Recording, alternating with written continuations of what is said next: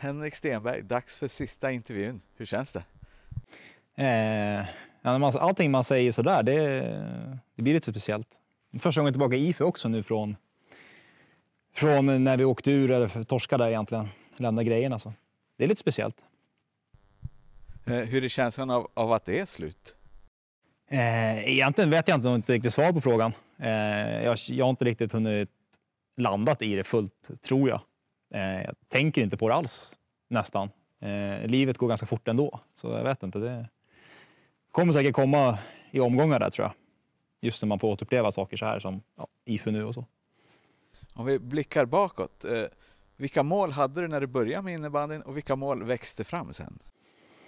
På hur långt tillbaka tiden man går. När man var 5 år och 4 år om man nu var började lira på gården, då var det nog inte så mycket mål.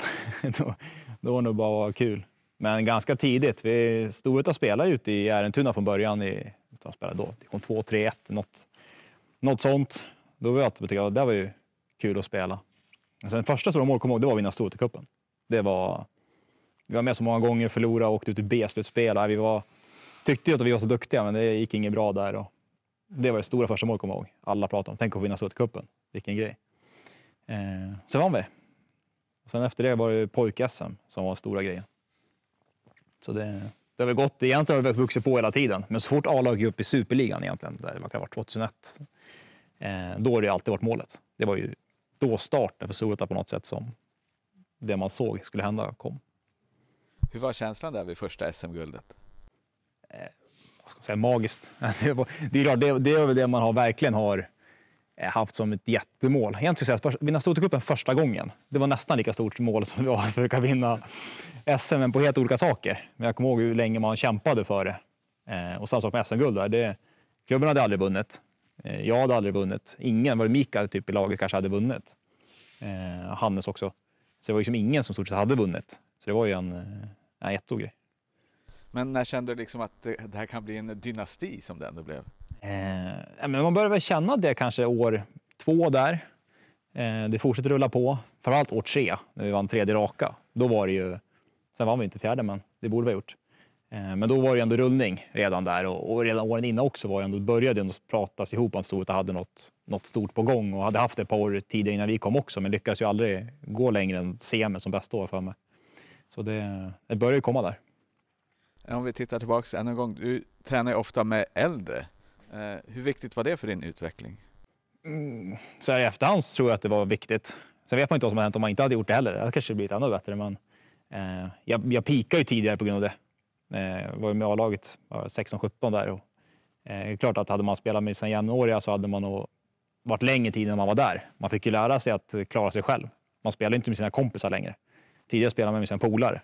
Och det är klart, det är en helt annan sak. Och det är mot att spela i en ren konkret, säger man ska slå sig fram mentalitet för att få spela och vara så mycket mindre än yngre än alla när man kom upp. Så det har satt sina spår. Du måste vara en av de tidigaste som fick klubbkontrakt. Hur var det? Nej, det var jättekul. Jag tror jag hade sedan jag var 13 eller någonting. Så, nej, det var roligt. Jag kom första gången när de kom. Jag tror att det var farsans jobb då. En sån här jättetoolbag och man skrev på något kontrakt och de sa att du får välja vilka klubbar du vill. Man bara, wow. Allting blir ju en vanlig sak sen, men då var det ju jättekul. Har du nått alla dina mål med innebandyn? Ja, det tror jag. Det är svårt att säga vad jag skulle kunna finnas kvar och vinna. Vunnit allt som går. Egentligen har man ju väl utnått mycket mer än man hade kunnat drömt om. Det var så här, vinna en gång SM-guld var ju liksom wow. Och kanske vinna ett VM-guld var också stort liksom. Så det blir trippla av det mesta, så det är kul. Och du har inte bara vunnit, du har ju varit med och avgjort antal gånger. Vad är det som gör att du är där och avgör? Alltså, jag tror du får en liten vana av saker också. Alltså, är du där och har gjort det tidigare så vet du vad du ska göra nästa gång för att vara där. Det handlar ju ofta inte om att du ska vara så bra alltså på vissa saker. Du ska mentaliteten att vara där och vilja göra det. Många duktiga spelare brukar ju försvinna i viktiga matcher eller ska spela annat spel de inte gör annars. Min spel har varit ganska okomplicerad. Och det görs nog ganska bra i tuffa matcher. Det som pratas mycket om är ju din vinnarskalle. Var kommer den ifrån? Ja, en bra fråga. Jag tror den har vuxit fram. eller i och för sig tror jag har varit det från början. Alltid att förlora vad jag än gör. Om jag bryr mig. Bryr jag mig inte så har jag inget problem att förlora alls. Då skiter jag fullständigt i det. Men någonting jag bryr mig om, då vägrar jag förlora. Vilka egenskaper tycker du annars utmärker en vinnarskalle? Egentligen viljan att göra allt som krävs för att vinna.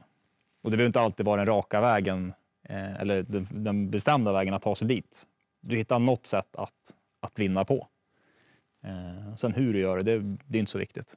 Jag tror många tycker det är konstigt att man ska göra så och så för att vinna. Eller man måste göra det. Nej, det räcker att passa bollen dit och så vinner vi. Förutom en liten avstickare så har du ju varit Storvreta trogen genom hela karriären. Hur kommer det sig egentligen? Det har varit ganska självklart egentligen. Jag är uppväxt i Storvreta. Min pappa bor fortfarande kvar där. Alltihop började ju med Storvreta. Alltså det har ju varit den där lilla örnen. Den har ju varit med från start. Jag hade aldrig spelat i en annan klubb heller om det inte varit så att vårt pojklag lades ner. Så fick vi spela ett annat år i en annan klubb. Det har aldrig funnits anledning att byta. Vi har haft det bästa laget och jag tror det är få förunnat att få spela i sin moderklubb och uppnå framgång. Det är ju nästan inga som får göra det. Jag menar, jag inte har Falun haft någon som har vunnit. Alltså det är väldigt få som får spela i sin moderklubb, ha den kvar och vinna. Så det är klart det har varit extremt roligt. Men var det någonsin nära? Nej, egentligen inte. Det var något år där det var lite extra struligt och man visste inte vad som skulle hända och då var det väl Schweiz som var liksom ändå så här på tapeten, men med fas tillbaka, nej, jag tror inte det var spelat nära. Det var inte. Det är också en väldigt fin, minst sagt, landslagskarriär. Vad kommer du ta med dig från den? Ja, en konkret sak, det är väl klart hemma-VM. Dels att få avgöra och att få göra på hemmaplan. Det är också så här, för bra att vara sant ibland. Precis som att du får spela i moderklubb och vinna SM-guld och få avgöra. Och sen att den gången att det hände på hemmaplan. Det var kul. Nu är det en stor fråga, men vad kommer du ta med dig från din tid i Storvreta? Ja, förutom alla minnen, det är ju extremt mycket minnen. Även från pojklagstiden liksom. Sen är det alltid tråkigt att man inser att det kommer aldrig komma tillbaka. Och det är väl det man kanske tar med sig, att man tänkte när man spelar på gården och alla de här pojklagsmatcherna att ja, men jag ska inte göra det med just nu, men sen kommer jag göra det. Nej, det kommer man inte göra. Sen är det slut, men det är nästan alla minnen. Det är få minnen som inte är värda att ta med sig. De mesta år har innehållit någonting kul liksom. Men kan vi komma och få se dig i någon roll runt Storvreta IBK framöver? Ja, det vet man aldrig. Jag tror inte närmast tiden. Det finns saker att göra ändå i livet just nu. Det är därför jag slutar också, för att hinna med allt. Men jag brinner jättemycket för klubben. Den har gett mig de roligaste minnen jag har i livet i stort sett. Förutom rena privata saker så är det är få saker som kan mäta sig med de här grejerna. Så jag hoppas kunna vara med på någonting. Hur mycket kommer du följa Storvreta? Nej, jag kommer nog följa det. Jag tror man behöver få lite distans nu bara. Först ska jag inse att jag har slutat också. Sen så, det är jättekul med innebandy. Sen brukar jag inte kolla på innebandy i och för sig, men jag tror att Storvreta kommer få en titt. Ja, hur kommer din vardag se ut nu då? Det är inget problem att fylla tiden.